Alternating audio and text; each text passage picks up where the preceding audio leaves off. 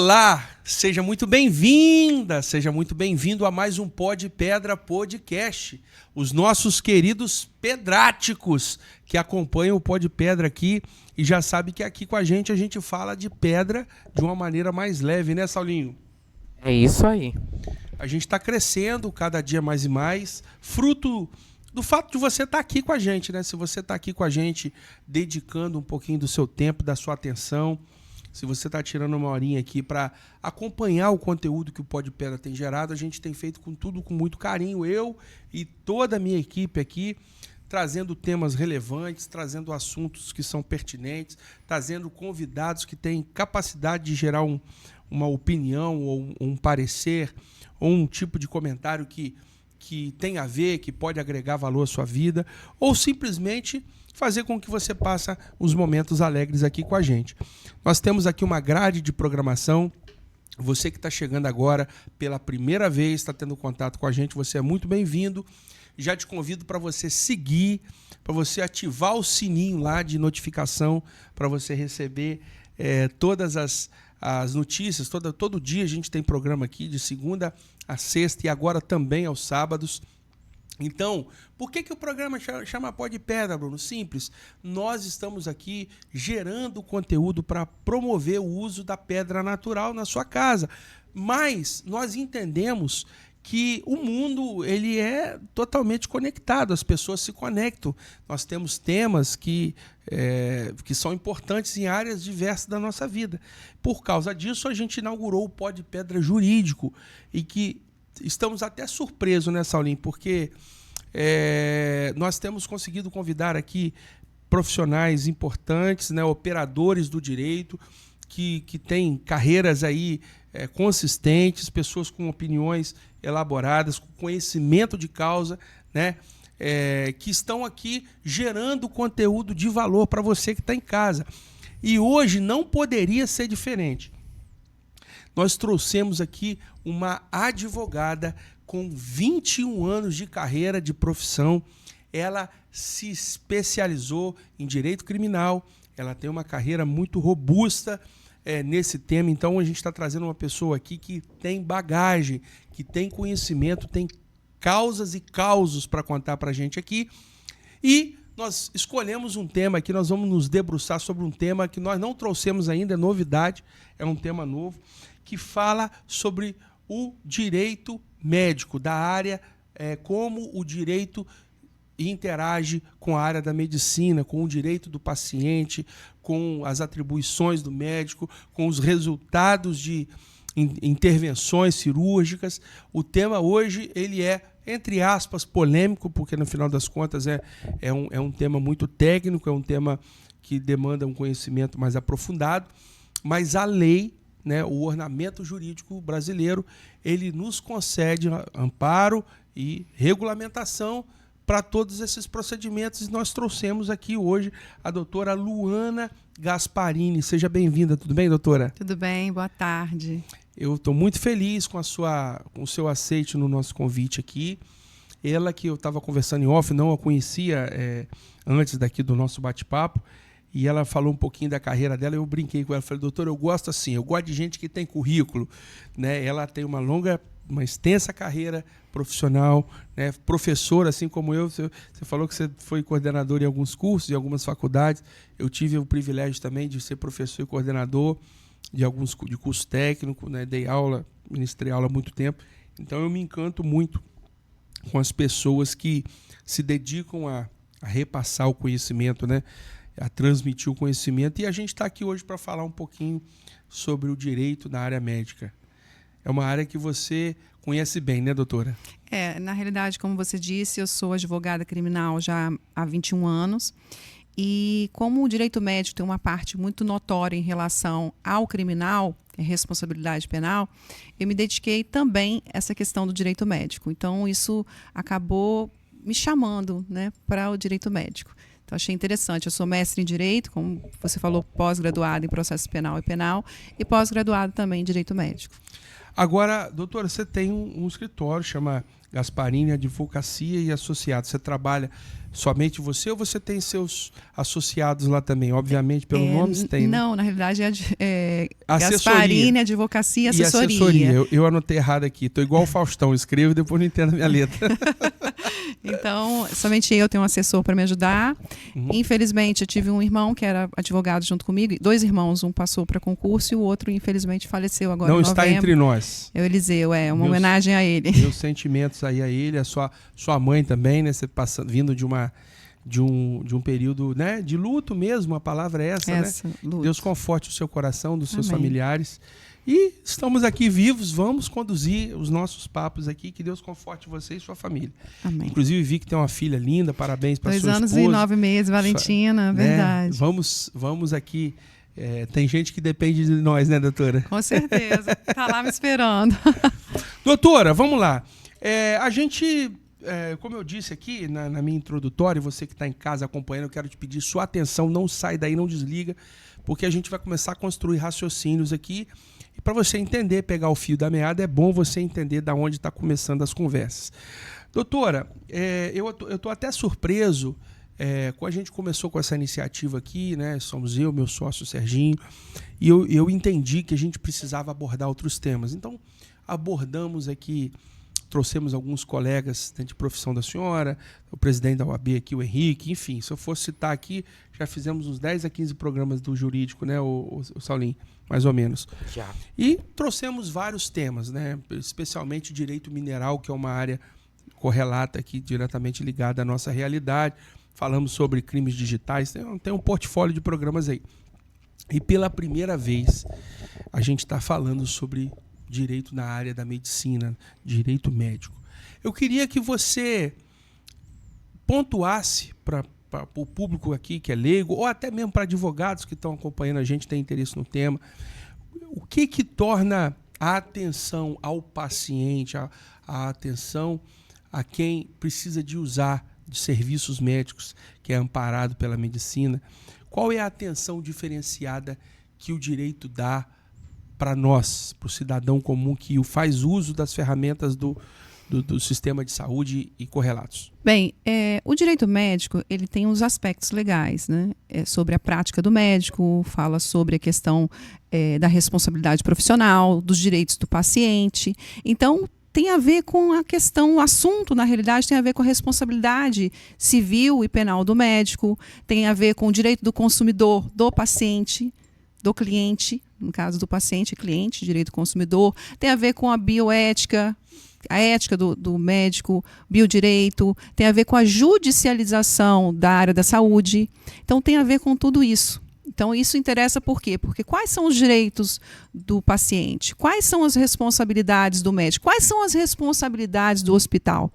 Então, isso tudo é muito interessante, porque aí volta para... É uma teia intrínseca de personagens, de assuntos, de pessoas, de temas, né? Exatamente. Só que é o seguinte, é muito raro, me corrija se eu estiver errado, alguém que vai atrás de um advogado antes para assinar uma liberação, uma autorização de uso de uma intervenção cirúrgica, por exemplo. Ou é comum? Não é comum. A pessoa já vai no médico, vai assina um contrato, depois que a merda está feita. Depois que a merda está feita, vai procurar um advogado, né? Então, já mais um ponto. E aí, você me falando aqui, a gente vai desenvolvendo, vai despertando o raciocínio. Eu estou lembrando, né, que agora tem alguns procedimentos. Por exemplo, eu sou paciente da Unimed, não tem problema nenhum falar isso, né? Vou lá no pronto-socorro. Aí, a primeira coisa que o cara faz lá, quando faz a triagem, ele pergunta: você tem alergia a alguma coisa? E não sei o quê. E aí ele quando ele vai colocar o seu remédio lá, fazer a administração lá, né, do medicamentosa, ele pergunta, ele mostra para você, né, aqui, tô colocando dipirona no seu braço, tal. Isso, na verdade, não existia antes. É um reflexo dos hospitais e dos agentes de saúde entenderem que tem implicações jurídicas naquele procedimento? Sim, processos por negligência, imprudência, imperícia.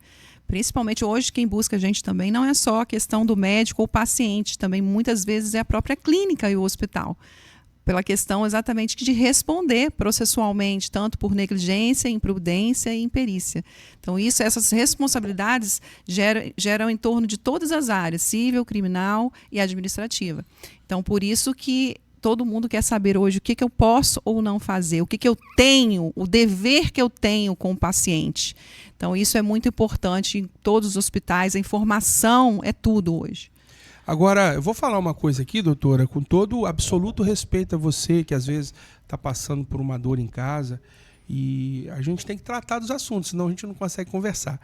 Mas assim, falando português claro, para você entender, mas também, depois que morreu, é difícil, né? Depois dá remédio para o defunto depois de morto. Exatamente, eu estou falando isso com respeito. E é para te chocar mesmo, para dizer o seguinte: a gente observa muitas vezes, e para mim isso é um tema interessante, porque quase nunca ou nunca eu me debrucei sobre ele. Eu estou aqui construindo esse raciocínio junto com você. A gente nunca para pensar, né? Foi erro médico. A gente ouve muito essa palavrinha, né? Existem estudos, existem números, ou um levantamento, ou uma ideia de quantos essas acusações ou essas impressões de que fulano morreu por erro médico, quanto disso vira processo? É sempre que vira processo ou não? A área do direito médico é muito nova, né? Nova que eu digo, recente. Vamos colocar 15 anos que está começando a repercutir, porque até então não sabia-se o que é direito médico. É tudo muito novo. Então, as pessoas estão procurando o direito agora. As pessoas, os pacientes, né, os clientes estão procurando o direito agora. Lógico que existia lá atrás, mas eram muito poucas pessoas. Hoje as pessoas vão à luta. Querem não só o direito, o dinheiro, a responsabilidade por danos materiais, por danos morais, mas também por uma questão de justiça. Então, as pessoas estão procurando mais o direito. Houve uma judicialização da saúde, como eu disse. E isso gera toda uma reforma, né, na questão do direito médico. E aí, assim, então não dá para ter uma estatística? Não, é bem relevante, em torno de 80% a 90%, tudo se busca, né? Se você precisa de repente, de um remédio que um plano de saúde não quer dar, você vai buscar na justiça. Então, tudo hoje gera em torno da justiça. Por exemplo, as cirurgias plásticas. Cirurgias plásticas, você vai lá, assina um acordo, você não sabe nem o que está assinando, vai lá, tenta fazer uma cirurgia plástica, dá um erro médico, né, por imprudência, negligência, ou imperícia, até um dolo eventual, que a gente já fala que a pessoa assume o risco de produzir um resultado, vai lá, no lugar de tirar 6 litros, tira 10, 20 litros, quase mata a pessoa. Então, a pessoa vai buscar o direito na justiça. É delicado? É delicado. As pessoas têm receio de buscar a justiça? Tem. Mas as coisas mudaram por uma questão de conhecimento. As pessoas estão tendo mais conhecimento a essa área. O direito de buscar a justiça em relação ao direito médico. Doutora, eu quero dar uma atenção no nosso bate-papo aqui, todo especial a essa parte estética, porque tem pano para manga aí na área estética, né? E eu quero tratar ela com... Mas antes de chegar na área estética, que você já deu uma pinceladinha aí, eu queria falar um pouco antes essa questão do erro médico e da visão das pessoas, e o programa aqui é justamente para a gente elucidar essas questões, né? A percepção, a gente teve um caso agora, né? Agora, muito emblemático, né? Que gerou comoção social, né? Da jovem brasileira Juliana Marins, que foi fazer uma excursão, fazer um turismo de aventura num país inóspito, num lugar inóspito, num vulcão, né? Todo mundo, né, que tem televisão e tem celular deve saber desse assunto. Se não, é só dar um Google aí que você vai achar. E a brasileira foi lá e sofreu uma queda e num lugar extremamente sem nenhum tipo de estrutura. E aí, assim, o assunto é delicado, o assunto tem muitas pernas, usou a mídia, até o governo federal foi envolvido, Itamaraty se transporta o corpo, se não transporta, atrasou o resgate, não atrasou o resgate, mas enfim. E aí foi feita uma autópsia lá e se identificou lá com o governo da Indonésia, onde o corpo da nossa querida brasileira está, e se identificou que ela, o óbito lá, o atestado de óbito, diz que ela sofreu a morte, né, perdeu a vida 20 minutos depois da queda. né? Isso existem ferramentas técnicas e elementos para poder levantar isso. E a família não aceitou esse laudo, né, produzido lá pelo pessoal, e o corpo, se não me engano, está vindo para cá, para o Brasil, né? Não sou jornalista, estou reportando aquilo que a gente vai recebendo de informação da própria internet, da mídia, e eles querem fazer uma nova análise e estão buscando reparação. Os pais têm dito que atrasou o resgate, não tinha estrutura de resgate, querem entrar na justiça contra o país lá, contra a estrutura do país, contra o governo e uma série de outras coisas. Não existe uma percepção, eu fiz essa introdução toda usando um caso atual, um caso que está na mídia nesse momento.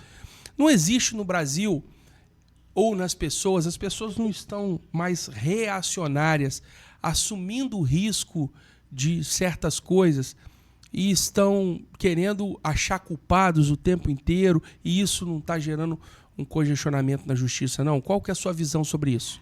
Eu entendo que quando uma pessoa me procura, ela relata o assunto. Então eu vou buscar se naquela teia de situações, se de fato ela tem um direito ou não.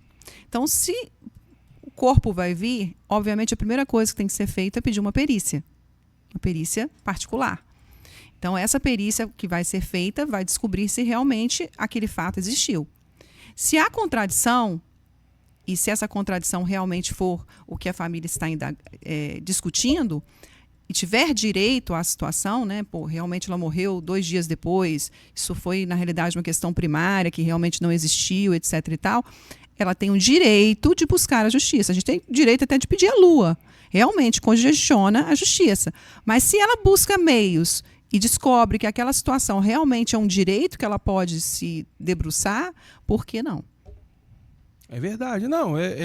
Mas é nessa análise, assim, se existe uma cultura, e o levantamento que eu estou fazendo, uma cultura de a pessoa, às vezes, se colocar numa situação tanto de risco quanto, né, de imprudência, e isso gerar todo esse imbróglio que vai, não, é meu direito. Sim, todo mundo, como eu disse, pode se buscar até a lua. Na justiça você pede tudo, você pode pedir tudo, o juiz vai negar. Então, o problema do brasileiro realmente é achar que vou processar. Mas por isso que tem que existir advogados éticos. Porque o advogado, a qualquer custo, ele vai para buscar dinheiro, enfim, fama, o que for, ele ludibria, até, desculpe o termo, ludibria, é até um termo meio não muito adequado, mesmo, mas ludibria o cliente a propor aquela ação na justiça que não vai ganhar. Entendi. Então, isso é a questão também de uma filtragem, porque para ele processar alguém, ele precisa de um patrono, ele precisa de um advogado. Então, aquele advogado que vai falar, não, você quer mesmo assim, então eu não vou advogar para o senhor. Não tem nenhum mérito para eu poder advogar para o senhor, o senhor não vai ganhar. Você vai perder em todas as instâncias. Então, isso é uma questão muito ética do advogado. E isso é questão, talvez, desse congestionamento da justiça, da falta de ética do próprio advogado. Agora, doutora, aproveitando que a gente está tocando nesse ponto da ética, que é um ponto central de tudo que nós estamos falando aqui, você acabou de relatar que um advogado tem que ter ética quando escolhe, né, montar uma peça processual para defender um direito de alguém. E aí nós esbarramos, no caso da medicina, um ambiente muito controverso que está se aparentando ter no Brasil, né? Eu não sei dados, gente, eu não sou da área da saúde, mas isso é fato notório, você vai buscar conteúdo aí. Existe no Brasil uma deficiência de médico por habitante, né? Tanto é verdade que programas aí tentaram ludibriar passados de governo federal, trazer enfermeiro cubano para fazer papel de médico aqui, né? Existe toda uma estrutura que se tenta fazer no Brasil para tapar um buraco muito crônico. Não tem médico suficiente, não tem poder público suficiente, não tem autoridade médica suficiente para atender todas as demandas da população. Políticas públicas. Políticas públicas, etc. E nisso a gente esbarra na questão das competências. Tem médico que se aproveita disso? Por exemplo, ele não tem a formação. Tem até um termo que a gente estava conversando no off aqui, RQE. né, que é o requisito de qualificação do profissional, ele não é formado em uma profissão, acaba atuando em outra, que ele não tem formação? Como é que é isso? Não, na realidade, o médico ele se forma e geralmente ele vai buscar uma residência para se especializar. Ocorre que muitos médicos estão se formando e fazendo uma mera pós-graduação e se intitulando, falando que está tendo um título de especialista. E as pessoas acabam caindo no engodo, no engano, e aquele médico é especialista em determinada área. Bem, você falou no RQE. O que é o RQE? Né? RQE ou RQE? É o Registro de Qualificação de Especialista. Então, é um número que indica que determinado médico exerce uma área específica. Estudou para aquilo, se preparou para aquilo. Exatamente, é um médico especialista em uma determinada área. Para atender aquela área. Exatamente, numa determinada área. Então, o que acontece? Como que esse médico faz para poder ser especialista? Ele faz uma residência médica, e essa residência médica é aprovada pela Comissão Nacional de Residência Médica, ou ele tem um título de especialista, que é a aprovação em prova de títulos, que é passado pela Associação Médica Brasileira. Então, são esses dois tipos de situações, que é a residência médica ou o título de especialista, que faz com que o médico é especialista em determinada área. Então, isso está no Conselho Regional de Medicina, é obrigatório. É obrigatório o médico, para exercer determinada especialidade, ter o RQE, que é a residência médica ou o título de especialidade. Aí o médico chega e faz uma graduação. Não sei se você já observou que o médico coloca lá ginecologista, nutrólogo, pediatra, ele faz tudo. Não sei como com tanto curto prazo ele consegue fazer tudo. E aquele profissional vai lá e divulga, que não pode divulgar pelo artigo 117 do Código de Ética de Medicina, né? Ele não pode divulgar que ele é especialista desde que ele tenha um RQE. Se ele não tiver o RQE, ele não pode divulgar, nem comercialmente, nem colocar lá em documentos, atestados, relatórios, porque ele pode responder por exercício regular da medicina e ele pode, inclusive, responder por crimes. Então, os pacientes vão nesse médico, por exemplo, um cirurgião geral, que não tem um RQE de um cirurgião plástico, atende como cirurgião plástico, ele pode responder um crime por isso? Lógico. Primeiro, falsidade ideológica, porque ele está divulgando uma coisa que ele não é. E segundo, por um estelionato, porque ele está enganando o paciente. Então, é um assunto muito interessante, porque se trouxer complicações para o paciente, isso vai gerar várias situações para o médico. Responsabilidade civil, criminal, responsabilidade administrativa. E o paciente está sendo enganado. Que ele pode ir lá no site do Conselho Regional de Medicina acessar, porque às vezes a pessoa não sabe, né? Como você falou, pouco conhecimento. Mas acessar, hoje tudo é a era da informática, acessar online mesmo. O Conselho Regional de Medicina Estadual, o Espírito Santo, Bahia, Minas Gerais, e colocar lá se ele tem um RQE, que é o registro... Não é o CRM, não? CRM é o título que ele recebe quando ele torna médico. Quando ele acaba a medicina, se torna médico. Então, ele tem o CRM, ele é um médico comum, sem nenhuma residência, nenhuma especialização. Cirurgião geral. Isso né? Não, nem cirurgião geral. Desculpa, como é que fala? Até o nome fugiu agora. Ele é um médico sem ter nenhuma generalista, residência. Mas tem um nome. É um médico que faz clínico geral. Que ele acaba sendo clínico geral. Ele vai lá, faz o plantãozinho dele, etc. e tal, mas ele não tem aquela especialidade de neuro, de pediatra, de ginecologista, de todas essas especialidades que nós temos. Acho que é isso.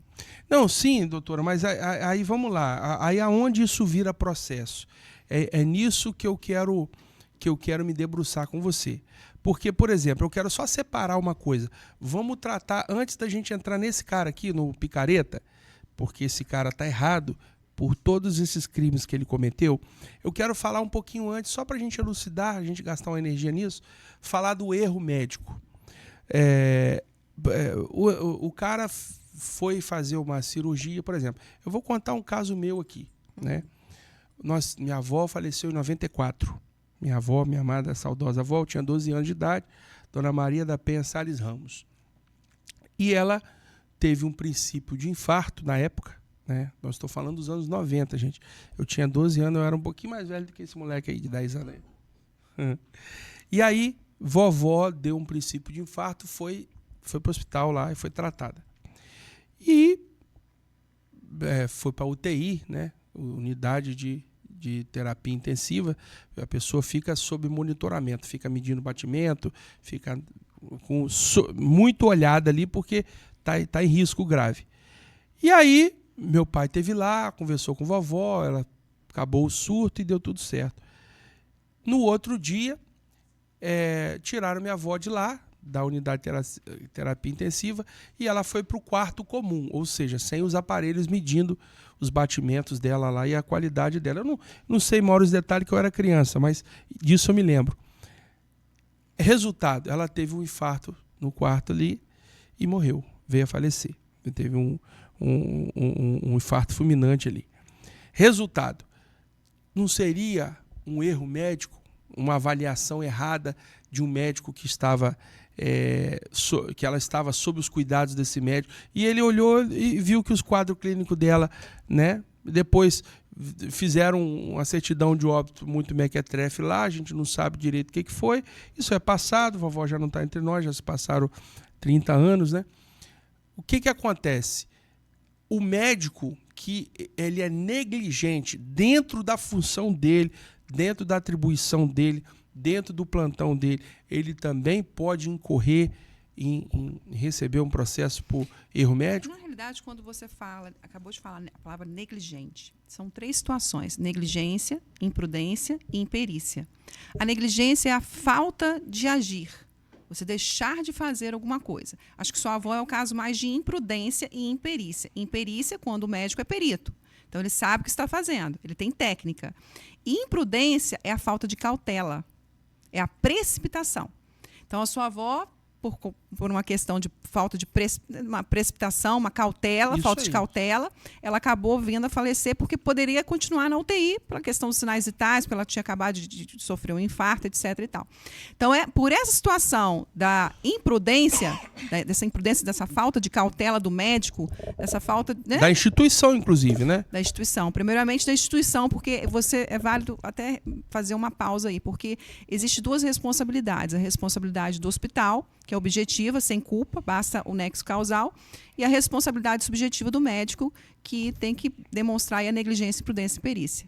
Nesse caso, eu vejo que foi uma imperícia. Isso aí também, eu estou usando esse Não, caso. tô dando Porque, dois exemplos. isso, eu Foi também uma eu não quero acusar ninguém, não. Eu não estou Aquela puxando. 30 anos atrás. Mas foi por negligência, imprudência e imperícia, o médico vai ser responsabilizado civilmente por danos morais e materiais, criminalmente, por algum crime que ele tenha havido cometer por negligência, imprudência e imperícia, no caso, homicídio culposo da sua avó, e administrativamente, porque no caso do CRM ele vai responder levando uma advertência ou podendo até ser expulso da corporação.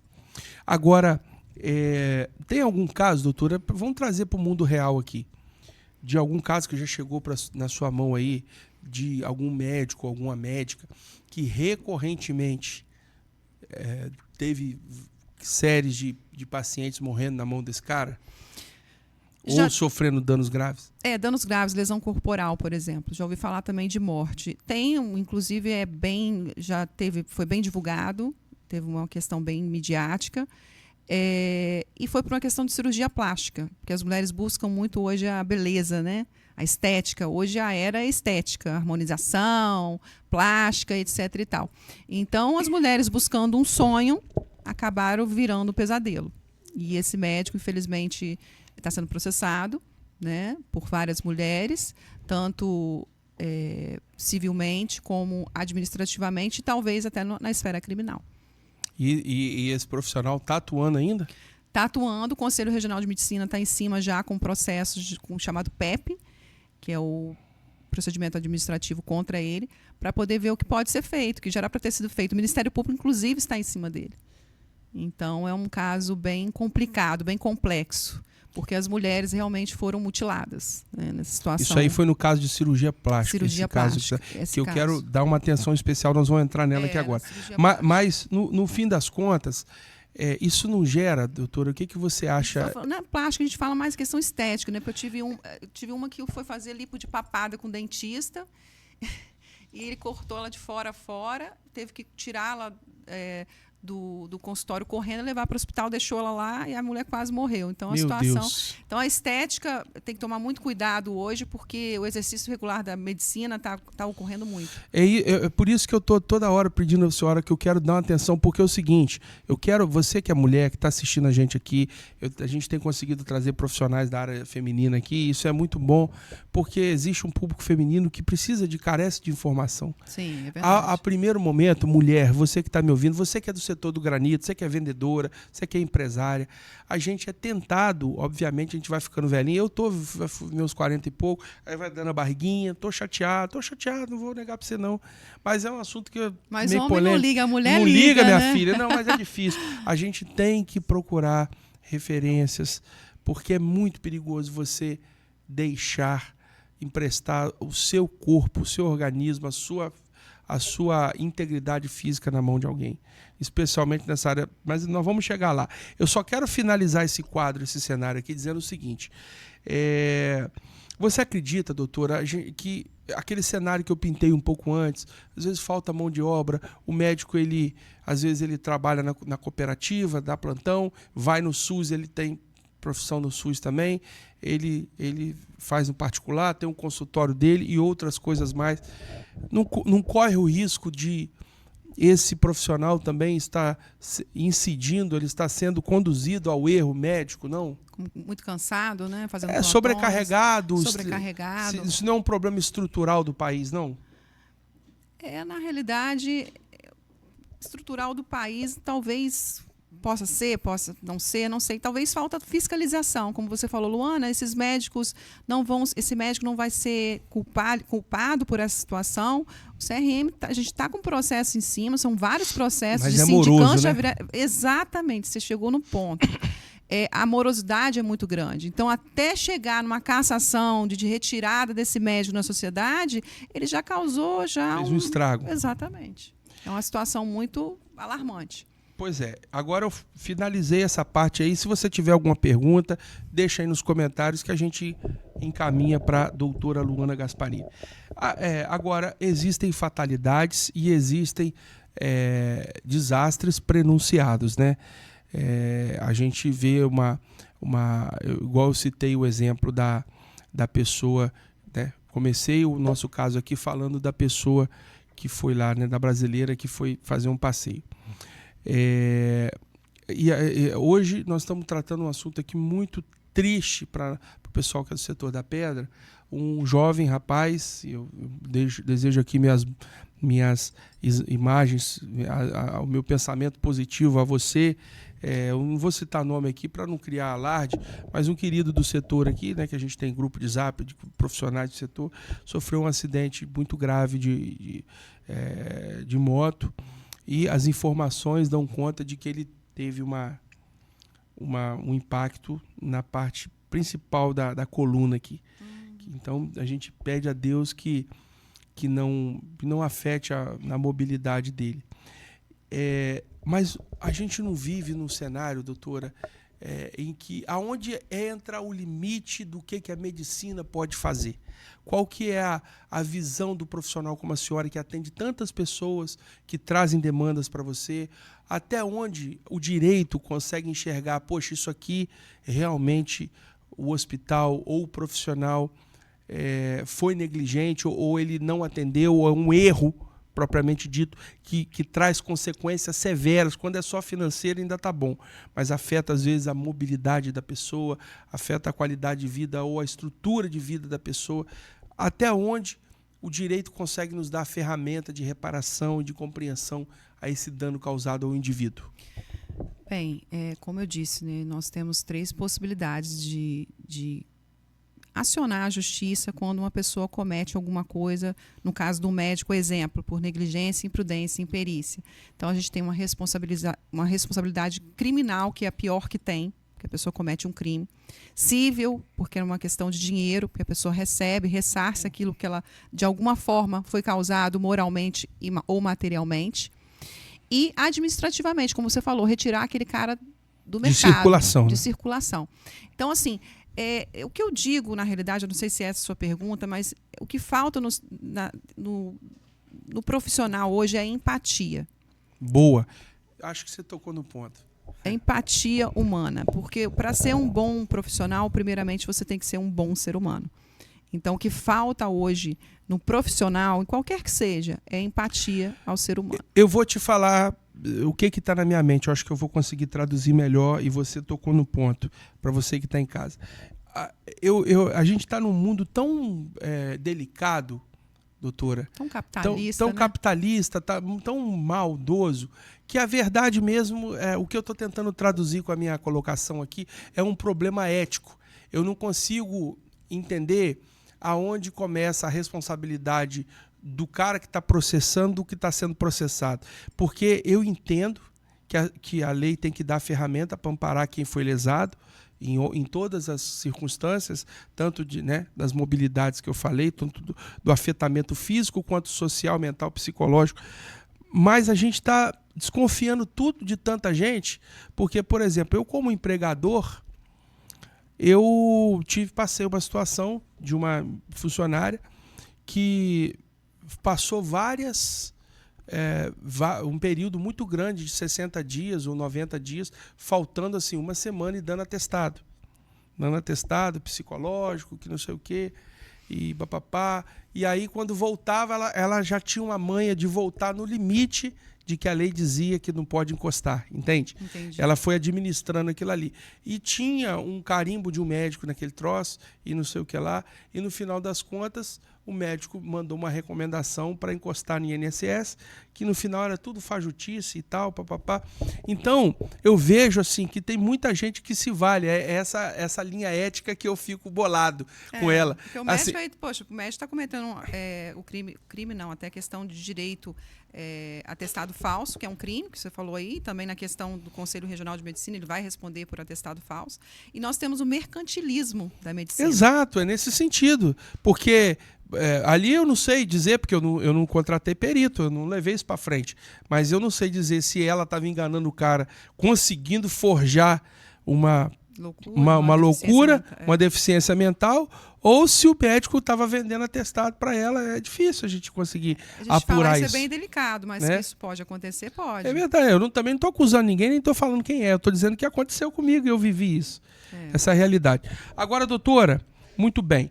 A gente falando agora da questão estética, que é uma questão muito preponderante hoje na realidade do universo feminino. A cirurgia plástica, a pessoa, qual é o cuidado que a mulher tem que ter? Especialmente a mulher. Eu falo mulher porque tem homem também que está passando por esse problema. Sim, aí. Com certeza. Lipo, não sei o quê. Qual que é o cuidado que um paciente, uma mulher que quer passar por um procedimento estético, qual que é o cuidado, qual o caminho que a senhora orienta para essa tomada de decisão dessa mulher? Olha, eu já fiz cirurgia. Eu passei por Não parece, hein? Mas eu já fiz cirurgia, já. E tive a infelicidade de passar por uma UTI, porque eu tive uma infecção hospitalar. Então, não foi um erro médico, não houve negligência, imprudência e perícia, mas eu passei por essa situação. Então, eu vivenciei o que na realidade, uma mulher passa com complicações médicas, mas diversamente das outras mulheres, a minha situação foi de infecção hospitalar. Então, não foi culpa do médico, na realidade. Eu digo para uma mulher como eu faria, tanto como ser humano e como profissional, como advogada, que procura... Primeira coisa, eu vou procurar um médico e vou saber das suas qualificações. A primeira coisa, ele tem um RQE, ele tem um registro de qualificação de especialista, isso geralmente porque tem mulheres que vai em cirurgião geral e ele diz que é cirurgião plástico. Eu estou falando isso porque já aconteceu isso comigo no caso concreto. Então, eu posso falar com bastante valia.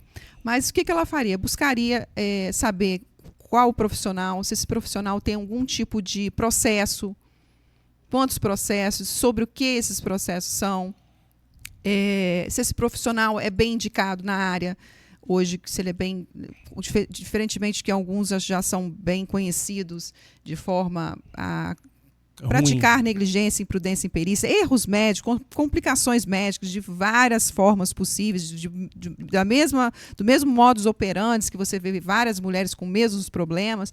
Então, você iria num médico recomendado, procuraria saber se ele tem processo. Isso é muito importante, porque às vezes as pessoas esquecem de procurar saber se tem um processo contra ele, porque isso é muito importante. Buscar fazer um exame pré-operatório, porque o médico já indica um exame pré-operatório, então essas mulheres precisam fazer um exame pré-operatório se tem algum problema anterior. E eu acho que é o básico para fazer uma cirurgia plástica hoje. É ter um bom médico, para isso você tem que saber se ele tem um registro geral de qualificação, se na realidade ele é um bom médico, se ele tem algum processo, fazer os exames que são precisos e tentar depois fazer as indicações médicas. Acho que é o Agora, básico. quais que são as maiores intercorrências nessa área de medicina? Cirurgia plástica. Mutilação, principalmente na parte de abdômen, né? A parte de abdômen, geralmente se puxa muito a pele, então, para ficar muito reto, aí falta oxigenação, aí acaba tendo uma necrose. Então, geralmente é na parte... Lipo também pode ocorrer, geralmente nessa parte mais do abdômen. Acontece. Agora, nos seios também, geralmente até materiais contaminados, acontece também de muito médico utilizar de materiais contaminados, isso infectar e ocasionar bactérias, sepsis nas mulheres. Então, assim, é muito complicado essa área médica, você tem que fiscalizar muito, e mesmo fiscalizando muito, você pode ter uma surpresa. Agora, doutora, tem também umas situações aí que está muito comum também, que não necessariamente tem a ver com invasão, né, procedimento invasivo, mas tem a ver, por exemplo, uma onda de gente que não tem estudo e fica aí passando dieta para os outros. Isso também é uma incorrência médica, né? Sim, um erro médico. Um erro médico, né? O cara às vezes faz um cursinho de... eu não sei, eu não quero cometer nenhum erro, porque é muita responsabilidade falar de uma área que eu não domino. Mas eu sei que tem umas profissões... Por exemplo, eu vou trazer para a minha realidade aqui. Eu sou técnico em edificações por formação, eu tenho título e estudei para isso. Eu posso produzir casas, fazer projeto arquitetônico até 80 metros quadrados. 90, se não me engano, 80 ou 90. Agora, 120, 150 eu não posso. Se eu fizer, eu estou trabalhando fora da minha atribuição legal. Uhum. E tem pessoas que, às vezes, o cara é técnico em enfermagem, ou o cara faz um trabalho lá de beleza. Faz uma pós-graduação qualquer. Não, nem isso. O cara faz um negócio de... Agora está na moda, embelezamento facial. Ele faz um cursinho estético e vende aquilo como medicina. Isso não acontece também? O exercício regular da medicina, né? O direito médico, como você falou, ele não só visualiza a questão do médico, mas também de todos os profissionais da área da saúde. Então, por exemplo, aquele que não tem qualificação, ele pode estar no exercício regular da medicina. Isso acontece muito, principalmente nessa área de harmonização facial, que a gente sabe que a harmonização facial hoje é tudo para as mulheres. Então, profissionais que de repente não são qualificados, são técnicos, vão lá fazer algo invasivo no rosto, aplicar algum ácido, algum tipo de, por exemplo, um botox, por exemplo. Hoje em dia todo mundo está fazendo botox. Quem pode fazer botox? Então, assim, pode fazer botox? Então, assim, hoje ficou muita gente podendo fazer botox, né? Hoje até biólogo pode fazer botox. É mesmo? E aí está no exercício regular da medicina, vai lá na resolução dele, vê se ele pode e está liberando, como farmacêuticos, como dentistas. Inclusive dentista pode fazer até várias coisas de introdução, como, por exemplo, rinoplastia, que não poderia, seria um médico, seria um cirurgião plástico, mas o dentista hoje pode fazer. Então fica essa confusão. Quem pode, quem não pode. Mas na hora que dá merda, rapidinho o juiz descobre, né? Rapidinho descobre. Se tiver o advogado certo, a pessoa certa para fazer o seu processo. Agora, doutora, um outro assunto sensível demais, muito sensível, mas a gente está aqui para aproveitando a sua presença e o seu conhecimento. Essa parte do assédio. As mulheres são muito vulneráveis quando está num consultório médico. É lógico que que a gente confia na ética dos principais profissionais, mas a gente vê relatos, às vezes pipocando daqui e dali, que isso acontece. Isso é uma realidade da medicina brasileira? É uma realidade não só na medicina, como em todas as áreas. Qualquer mulher bonita, ela acaba sendo assediada. Então, feia também, doutora, não é só bonita não, o negócio está feio. É muita gente esquisita aí fazendo errado, fazendo coisa errada. E eu estou falando sério aqui, né? Brincando. E o assédio moral, ele tem que tomar cuidado, porque o assédio moral tem que ter o vínculo, né? Patrão versus empregado. Então, muitas vezes você fala assim, assédio de uma paciente, o assédio é uma palavra, uma terminologia muito generalizada.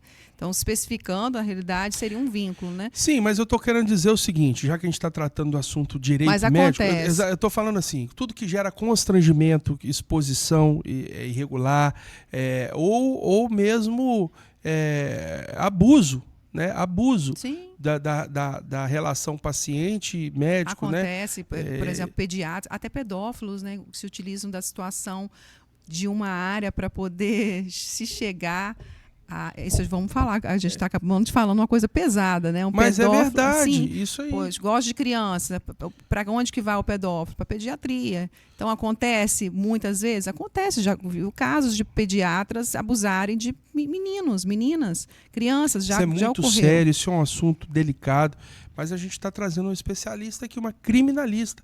E doutora, a gente recebe aqui profissionais de várias áreas, né? Esses dias a gente teve aqui um comandante da Polícia Militar, pessoas da área da segurança pública, da área da política. Nós temos conseguido criar um arranjo de visões em relação ao leque, né? Hã? Um leque. Um leque, a gente consegue contemporaneizar, porque é bom. Eu costumo dizer que eu sou o maior beneficiado, porque eu consigo conversar com as pessoas. E a senhora é da área da lei, né? da área da justiça desse país. A gente está vivendo um momento em que a sociedade brasileira está muito desacreditada da justiça. A senhora, como uma professora, uma acadêmica, uma mestre em direito, e isso vai desencadeando um monte de coisa. O policial vai deixando de prender, porque ele prende, daqui a pouco solta. O bandido vai deixando de ter medo da punição, porque ele nunca é punido. E a família nunca é ressarcida, e por aí vai. O que você acha? Qual é a sua visão de mestre, a visão de professora, de profissional do direito? Qual que é a sua análise sobre o cenário atual da relação do povo brasileiro, da sociedade brasileira com a justiça? Eu vou dizer o contrário. Eu vou discordar de você. Não, mas eu não estou concordando, eu estou te perguntando para a senhora dizer a sua opinião. Eu vou discordar. Na realidade, eu defendo, eu sou direito criminal, então eu defendo os direitos e garantias fundamentais do cidadão criminoso. Então, há 21 anos advogando nessa área, eu vejo que antigamente as leis, porque a Constituição é garantista. Então, ela visa os direitos e garantias fundamentais daquela pessoa. E qualquer prova ilícita, por qualquer motivo que violasse o devido processo legal, aquela pessoa era solta, seja um traficante, seja um homicida. Então, assim, o direito tem que ser aplicado com a justiça, com a lei. A lei é a justiça.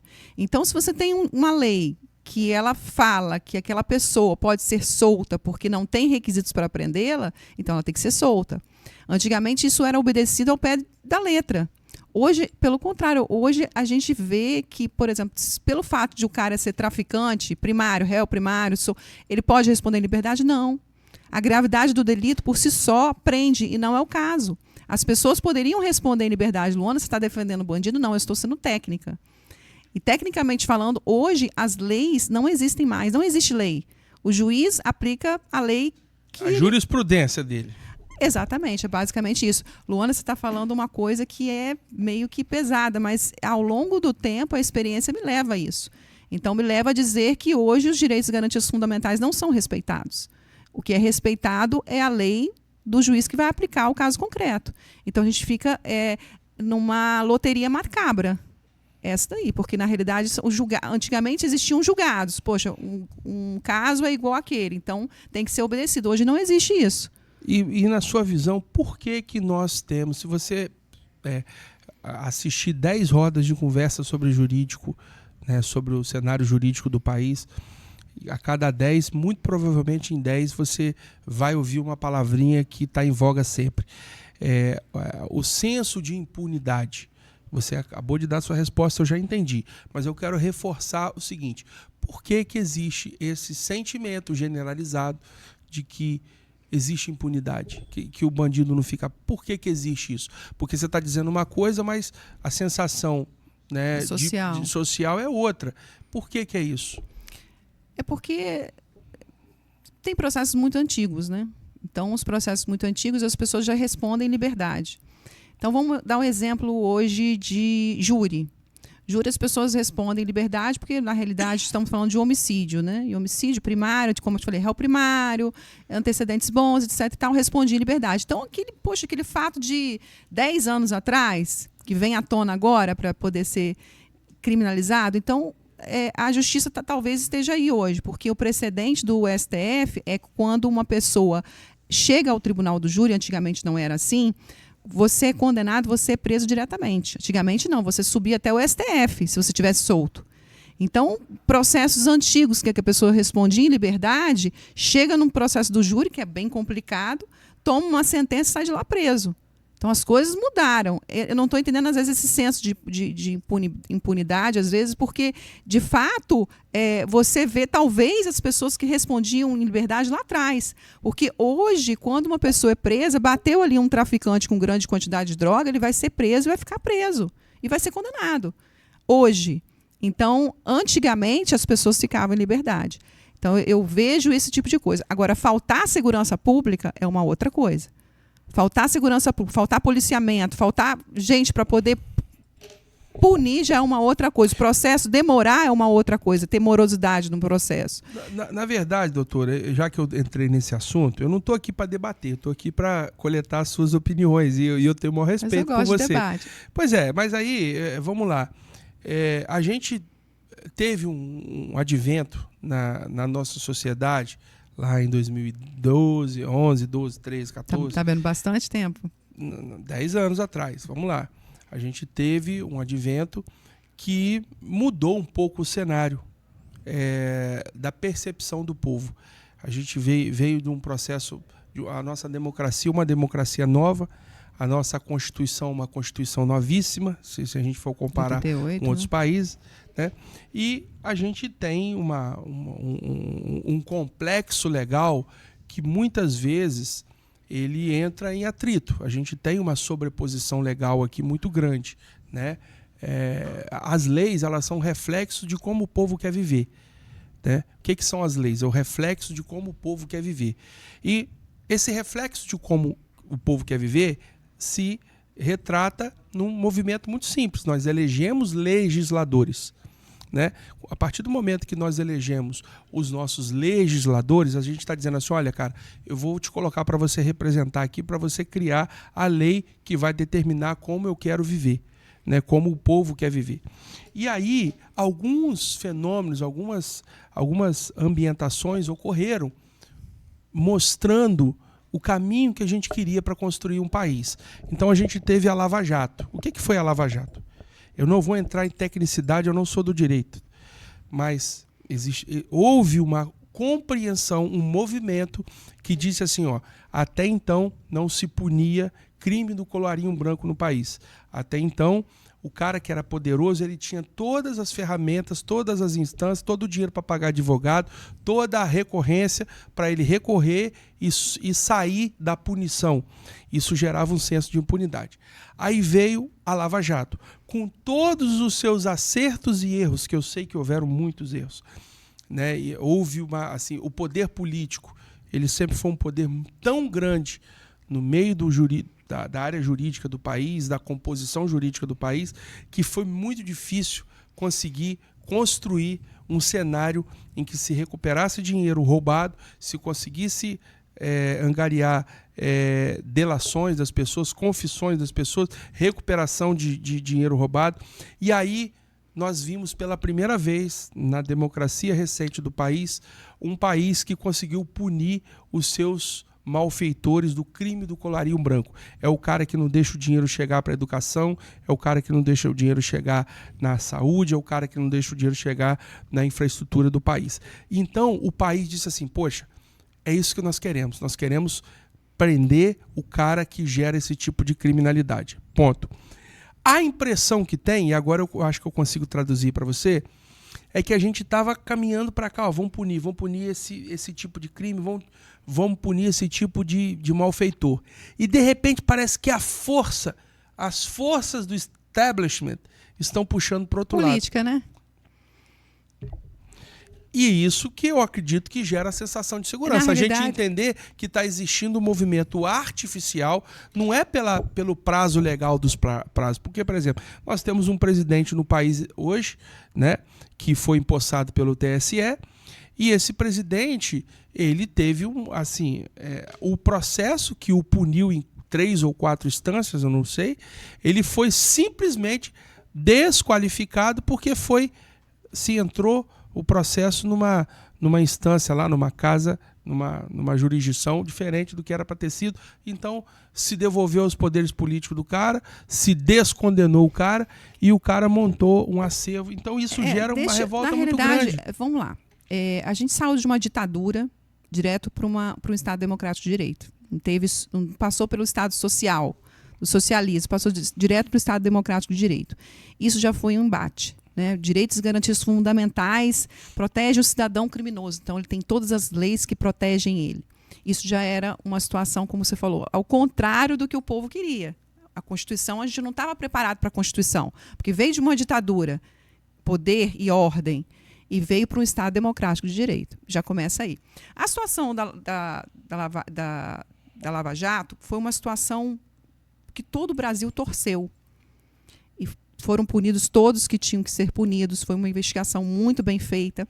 Porém, para uma situação, aí eu vou falar por 2 lados, né? A situação técnica, como advogada, que eu devo falar que houve ali uma nulidade, porque a jurisdição não era a jurisdição que ele deveria, o Lula, no caso, o presidente do Brasil, deveria ter sido processado.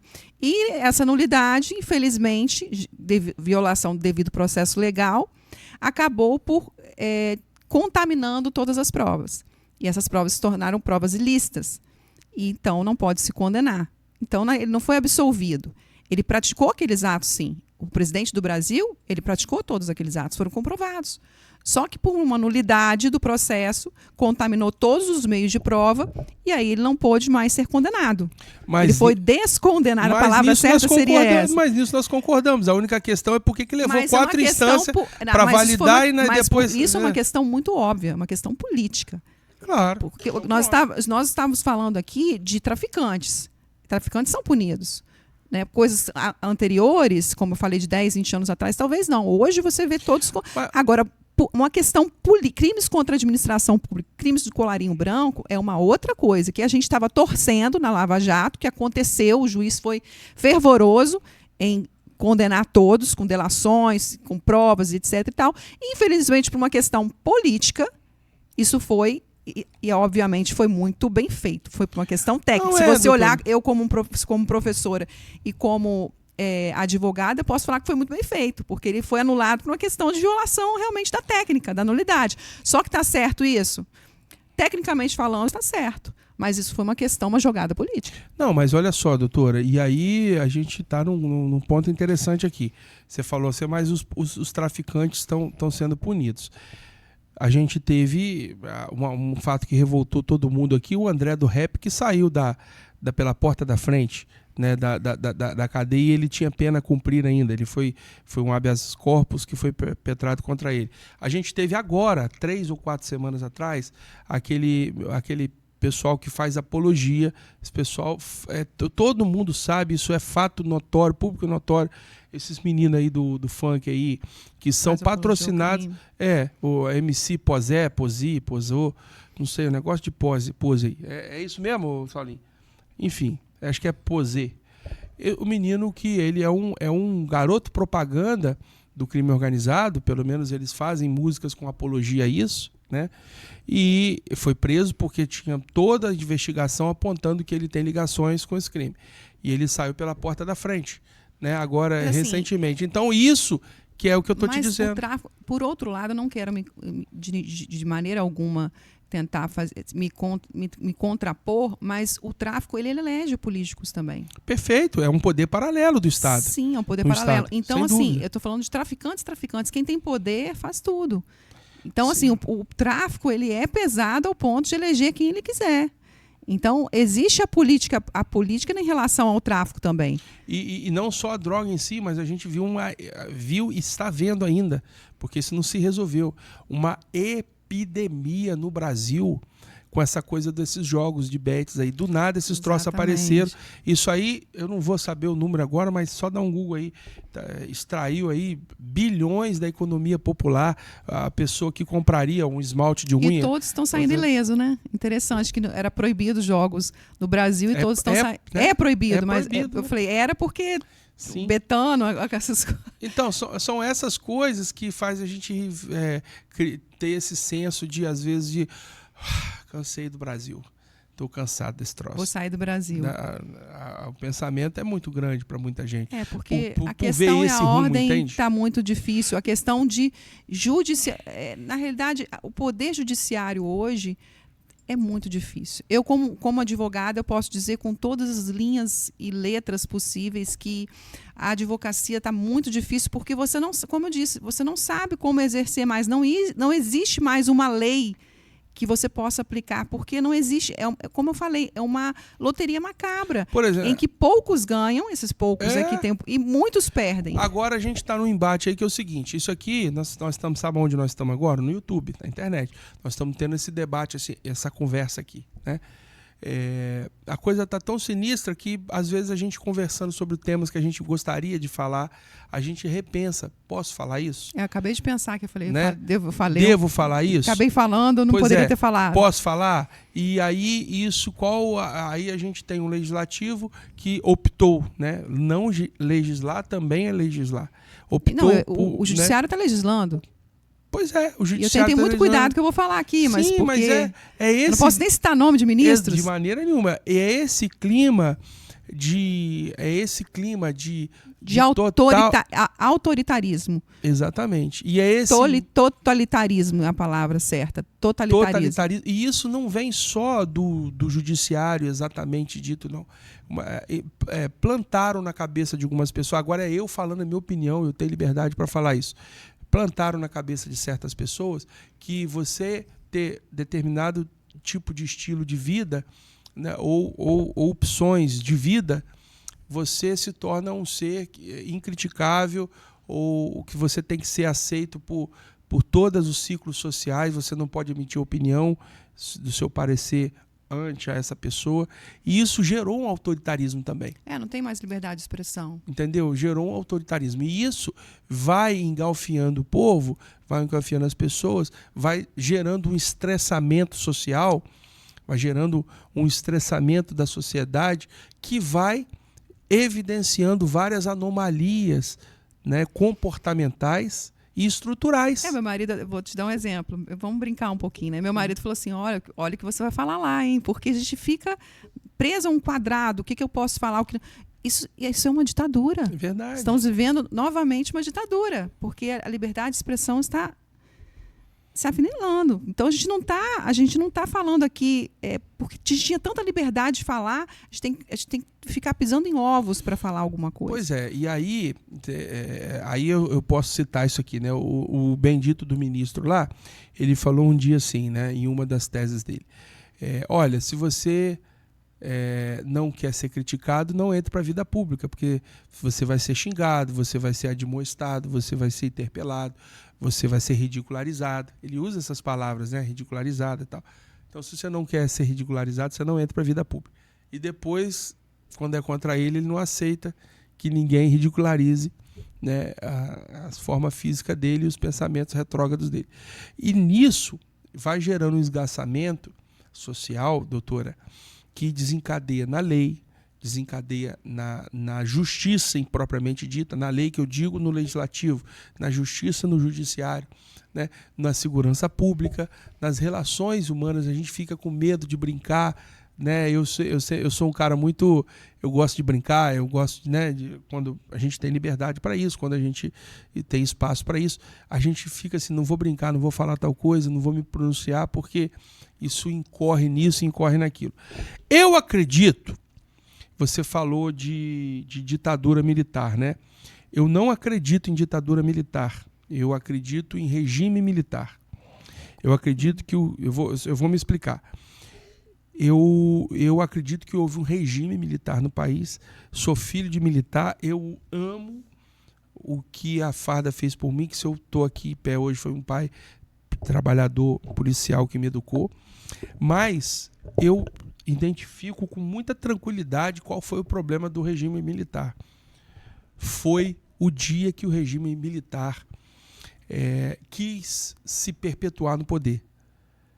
O grande problema do regime não foram só as políticas, foi o tempo que ele ultrapassou da funcionalidade dele, ele quis se perpetuar no poder, e isso sim geraram anomalias. Eu não tenho pena de vagabundo, eu acho que aquele monte de arruaceiro, de criminoso que queria invadir banco, roubar gente, fica se fazendo de vítima, e o governo brasileiro agora vai dar mais uma grana para Dilma aí.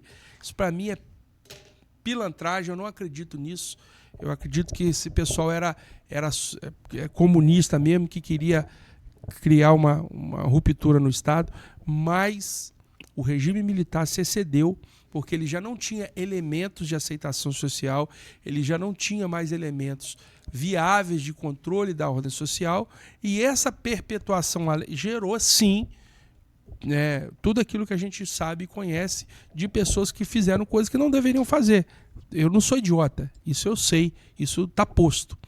Agora, uma coisa eu falo para você, o que nós estamos assistindo agora, politicamente falando, que interfere na justiça, é justamente um regime que ficou 16 anos no poder, enfrentou um hiato de 4 anos, mais 2, 6, vamos dizer assim, mas eu nem considero 6 porque o Temer era a continuação do regime deles mesmo, ele estava lá, abraçadinho com a galera, então teve 4 anos de Bolsonaro, e agora nós estamos assistindo esse mesmo pessoal com uma política totalmente anacrônica. Os caras estão hoje querendo governar o país com técnicas e com pensamentos que nem sequer funcionaram nos anos 2000, mas que eles usaram no anos 2000, de controle das massas, de controle do...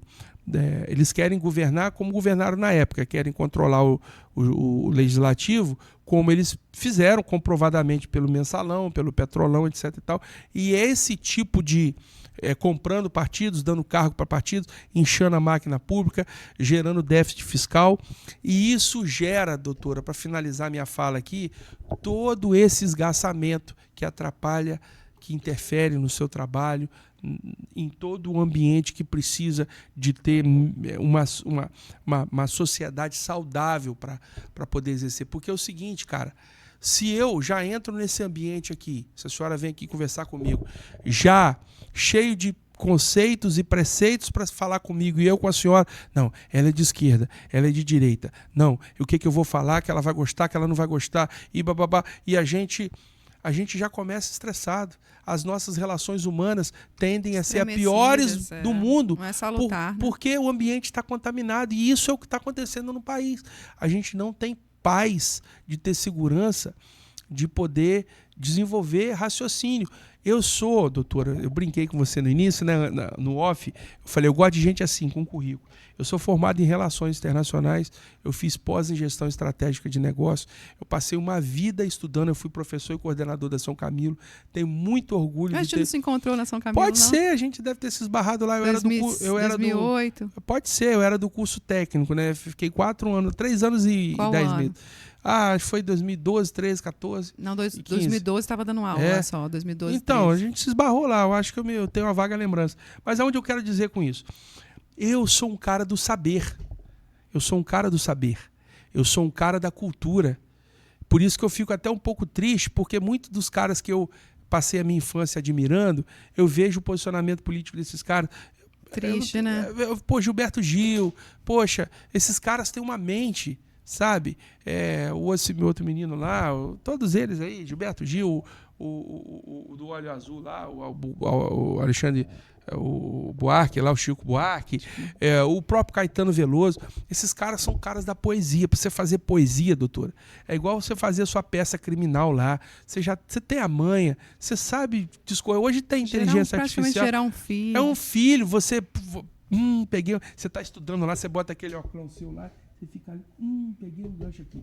Fulano, vê se tem um documento. Montei. Tem uma prova aqui, agora eu já sei onde é que eu vou defender esse processo. Não é assim? A construção de um raciocínio? Então, essa galera operacionalizou a cultura durante muitos anos. A capacidade de influência que esses caras tiveram sobre nós, sobre a nossa geração, sobre a minha geração, é muito grande. Por isso que eu fico triste, porque quando eu vejo uma poesia de Gilberto Gil lá, subo nesse palco, minha alma cheira tal. Eu vejo, cara, olha isso aqui, cara. Olha a poesia, olha o que esse cara escreveu. Eu fico até arrepiado de lembrar, porque é uma linguagem, doutora, muito... que conecta a alma com o espírito, é uma energia muito positiva. Sinergia, né? Sinergia, energia, pensamento. Isso transcende oi, tudo bem? Como é que tá? O trivial, transcende. Isso é uma linguagem poética. E eu trouxe um poeta aqui, um cara que eu admiro pra caramba, eu trouxe ele de São Paulo pra cá, o João Alexandre, um dos maiores poetas, maiores violonistas do Brasil. Depois você assiste o programa dele que você vai gostar. E ele falou assim, Bruno, como é que a gente produz música? Ele falou, eu vou te mostrar esse corte depois você ver. Ele falou assim, como é que o músico, um poeta vai produzir uma coisa que precisa da alma para um público sem alma, para um povo sem alma? É verdade. Como é que nós vamos nos amar, aí se for pro lado cristão, que é meu lado também, como é que a gente vai amar o próximo se a gente não consegue se comunicar? Você fala A, eu falo B, eu falo C, você fala D. E a gente fica aqui criando animosidade e se desentendendo. Aonde nós vamos parar? E a senhora, que é uma advogada que cuida de partes importantes e nobres do direito, fica, né, recebendo uma demanda que talvez quanto que não poderia ser evitado, né? Eu tenho vergonha. Eu vou contar um episódio para você aqui. Eu tinha... sei lá quantos anos que eu tinha, deixa eu lembrar aqui. Isso foi em 2020. Isso eu já tinha mais um pouquinho. Acho que isso foi em 2006, 2007. Eu tinha 20 e poucos anos, 27, 28 anos. Saiu aquela lei que você não podia ficar mais do que 15 minutos, 20 minutos, 40 minutos esperando no banco. Você lembra disso? Ah, lembro. Quando saiu essa lei? E aí, isso foi um percalço. Pois é. Aí começou a ter a etiquetinha, quando você chegava lá, aí a senha saía lá. Um exemplo, tá? Você entrou 1 hora. Você só poderia ser atendido até 1h40.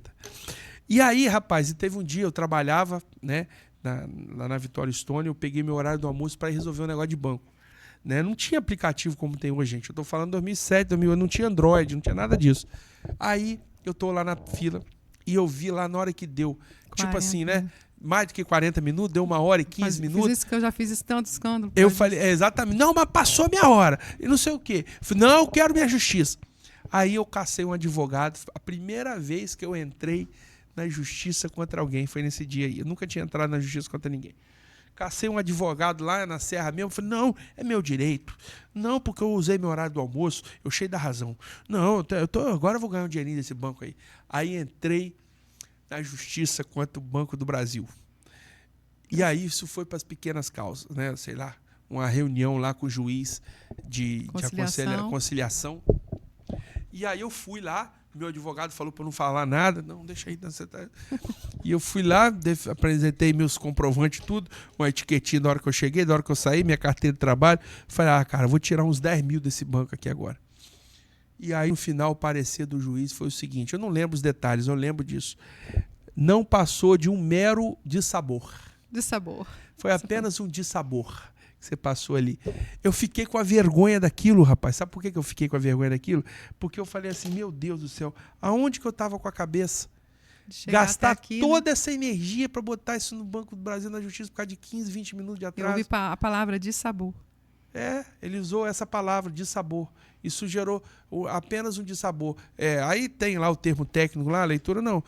Declaro que o cliente só teve apenas um dissabor, extinto, não tem nada a ver. Processo. Só que fiquei pro resto da vida com um asteriscozinho no sistema interno do Banco do Brasil lá. Botou o Banco do Brasil na justiça. Aí, valeu a pena, meu amigo, valeu a pena. Só criou animosidade. Criou animosidade, então é nesse sentido que eu fico tentando entender aonde que está a consciência humana, aonde que a gente pode esperar no mundo melhor. O mundo é capaz de produzir justiça ainda, doutora? É o que eu creio, né? Eu estou aqui ainda, não posso desistir como advogada, eu tenho que trazer soluções. Então eu estou aqui ainda persistindo e querendo ver que ainda exista um mundo com justiça. E justiça não é apenas que seja justo a lei, é até redundante, né? Que a lei tem que ser justa. Mas que um dia eu possa ver essa justiça na própria lei, que a gente não consegue ainda ver como advogado. Então, que seja justo, que as coisas sejam justas. Então, eu posso buscar a justiça com, obviamente, conteúdo, e através desse conteúdo justo, eu possa ter um retorno. Um retorno. Como que eu faço? Eu fiz direito na busca da justiça. Então, eu sou muito justiça. Luana, quero buscar justiça. Você falou, Luana, mas justiça a qualquer jeito? Não, justiça com conteúdo. Então, eu estou buscando um conteúdo na justiça. As mulheres que me procuram, as pessoas que me procuram, não, de repente, até no criminal, que você falou, bandido tem que estar preso, tem que estar isso. Mas, às vezes, o bandido cometeu um crime e ele tem que ser condenado de acordo com a justiça, de uma pena justa. Não estou dizendo para ele ser absolvido, mas que ele tenha uma pena justa. Isso é justiça para mim. E não que ele fique solto. Não, Luana, ele descontratou, mas pelo menos que tenha uma pena justa, não tenha uma pena exacerbada. Então, isso para mim é justiça. É a aplicação da lei ao caso concreto com justiça. Agora, doutora, para a gente finalizar aqui, tem algum caso que você pontua, que você assinala aí, se puder falar o nome da pessoa, do cliente, fale. Se não puder, conte pelo menos o caso que te marcou positivamente, que você fala, poxa, Bruno, eu trabalhei nesse caso aqui e ele realmente foi legal, me marcou, foi um divisor de água na minha carreira, ou foi importante, ou foi curioso. Tem algum caso que você lembra aí? Eu já tive dissabores e tive coisas que fui, principalmente no criminal, no direito médico também, mas no criminal, quando você vê que aquela pessoa não cometeu aquilo, aí você vai, tecnicamente, vai lá e consegue uma nulidade, lá no STJ, alguma coisa nesse sentido, você, antes do cliente, você está feliz, nem pela questão do financeiro, que você recebe bem no criminal, mas eu digo assim, por você conseguir aquela dificuldade tremenda, né, de você conseguir aquela situação e você eu consegui uma nulidade, eu consegui diminuir 31 anos de cadeia do cidadão que realmente não tinha aquele crime. Por isso que eu falo, muitas vezes as pessoas veem de uma forma muito diferente. Eu tenho uma situação, eu tenho um crime, mas não é aquele crime que realmente a pessoa acha que é. Então, 31 anos de cadeia eu já retirei, foi agora recentemente de uma situação de tráfico internacional, eu tirei 31 anos de organização criminosa e lavagem de dinheiro, não existia isso. Então, para mim, assim, é uma vitória grande você tirar um bandido da cadeia? Eu falei, não é uma vitória grande, mas você saborear, saber que tecnicamente falando, você conseguiu por uma questão de justiça. Então, é isso que eu acredito. Então, recentemente agora, essas meninas que estão passando pela questão de uma cirurgia plástica mal sucedida por erros grosseiros de um médico, tenho certeza que estamos ganhando, inclusive, gratuidade, justiça em cirurgia plástica, nunca foi visto isso, e exatamente porque são mulheres que são tiradas desse sonho e viram pesadelos, as mulheres não conseguem se ver no espelho mais. Então, é algo que parece que não, mas quem tem sensibilidade humana, quem tem empatia humana, o juiz, principalmente o julgador, ele vai ver que essa mulher precisa ter os seus direitos reparados. Então, isso eu acredito piamente na justiça. Muito bem, pessoal. Essa é a doutora Luana Gasparini, ela que é advogada, se especializou na área criminal, está trazendo aqui um trabalho muito legal, uma visão muito importante sobre o direito médico. Você tem interesse em saber um pouco mais sobre esse tema, esse assunto, essa realidade? Você pode entrar em contato com a gente vai encaminhar a sua dúvida, o seu comentário para a doutora Luana, ou procure seu advogado também, se instrua. Agora, eu estou fazendo isso daqui, doutora, por um motivo muito simples, e assim, isso não é piegas, isso não é melodrama, mas eu de fato eu acredito no mundo melhor. Eu acredito verdadeiramente. A gente poderia, doutora, criar um produto aqui, um programa de várias maneiras diferentes, sendo sensacionalista, citando o nome de pessoas aqui, acusando pessoas, apontando o dedo para a câmera, olhando nervoso. Não é a nossa praxe. Eu acho assim, você foi muito assertiva, a gente se revolta com a injustiça. Eu acho que a Bíblia fala o seguinte: bem-aventurados sois os que têm sede de justiça, fome e sede porque serão saciados. Quem tem fome e sede de justiça. Isso é uma palavra muito forte, porque a justiça é o que norteia o mundo. Não é a verdade, não é a mentira, é a justiça. E a justiça só é feita quando você tem condição de avaliar o que é verdade e o que é mentira. Tem uma frase que até eu gosto muito, que fala que se queres paz, prepara-te para a guerra. Exato. Isso aí, se eu não me engano, isso é de... Não sei se é Maquiavel ou Sun Tzu. Tá no livro desses caras aí. Esses pensadores malucos aí que nos ajudaram a entender um pouco o mundo. Doutora, para mim foi um bate-papo muito interessante. Você que está em casa, você veio para ouvir a doutora, me ouvir um pouquinho mais aí, não se incomode. A gente está aqui para trocar ideias, para a gente criar um bate-papo, senão fica muito monótono também, né? Só a gente falando. A gente tem que dialogar. E a doutora Luana tem muita expertise, tem muito conhecimento, tem muita didática. Eu não falo por você, você também tem um conhecimento muito vasto, parabéns. Não, obrigado. Foi um prazer enorme estar sendo entrevistado por você. Poxa, falaram muito bem de você, por isso hoje estou aqui. Obrigado, tá? Eu fico feliz com meus amigos. Quero mandar um beijão aí, querido, pro meu amigo Jackson Rangel. Jacão, Deus abençoe você e sua família aí, sua esposa, sua filha, todos os seus filhos, todos os seus aí. Você sempre tem portas bem-vindas aqui, portas abertas aqui. E a gente está aqui trilhando esse caminho, o caminho do conhecimento. Gostou do tema? Gostou do conteúdo? Nós temos mais aí. Acompanhe os cortes, depois a gente vai soltando os cortes. A doutora Luana nos abrilhantou hoje para tratar desse tema polêmico, delicado, mas a gente vai convidá-la para voltar aqui mais vezes para falar de outros temas. Com certeza estarei aqui. Né, doutora? Muito obrigado. E você, quero te convidar para você seguir todos os nossos parceiros aqui, toda aquela galera que apareceu aqui, são os nossos patrocinadores, os nossos queridos parceiros. Né? Eu vou dar uma pincelada rápida aqui sobre eles, a começar pela Envelope Mais, referência em envelopamento de blocos. Vamos falar com você também da Dalpan, máquinas e equipamentos de altíssima qualidade. Nós temos a Incomil, ela prepara o projeto perfeito ideal para o seu tratamento dos seus resíduos industriais. Consulte a gente para isso. Nós temos a Atlas Mármores, é uma participante do projeto Acervo Rochas. Você está construindo, doutora? Estou reformando meu escritório. Então, entre no acervo.rochas para você conhecer o nosso catálogo de boas influências, de boas recomendações. A gente tem fotos de projetos executados com pedra natural e você pode buscar uma referência, uma influência legal lá.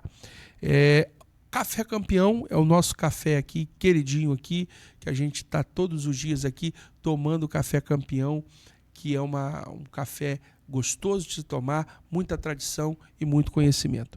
E mais quem? Faltou alguém? Tá todo mundo em casa, né? Romário Rosa. O Romário é o nosso querido, Romário Rosa, está com a gente aqui na área de produção de artesanato em pedras naturais. Romário, você é um querido para todos nós. Em breve, novidades aqui na nossa página. Se você assistiu até aqui, fica a minha gratidão a você. Obrigado por você ter gostado desse conteúdo, ficado até o final. Quero te convidar para você curtir, comentar, compartilhar e interagir com esse conteúdo. Ativar o sininho, bota o sininho lá, porque todo dia a gente tem programação aqui, né, Saulinho? E no sábado, a gente também está com programação também, de segunda a sexta. Vai entrar programa novo semana que vem. Tem muita coisa nova chegando aí. E você é o nosso convidado nessa grande jornada do conhecimento. O Pó de Pedra Jurídico acontece todas as quintas, todas não, a gente intercala agora com outros programas, mas às quintas-feiras, a partir das 19 horas, você que é da área jurídica, você é advogado, você é doutor, você é promotor de justiça, você é assistente de juiz, você é juiz, você é mais o quê? Fala mais outra função que tem. Delegado. Delegado, oficial de justiça. Você quer saber o que está rolando no mundo jurídico, da justiça e do direito? Cola com nós, que nós estamos aqui para te entregar o melhor para você e para sua família. Obrigado. Doutora, mais uma vez, gratidão. Minha gratidão, eterna gratidão.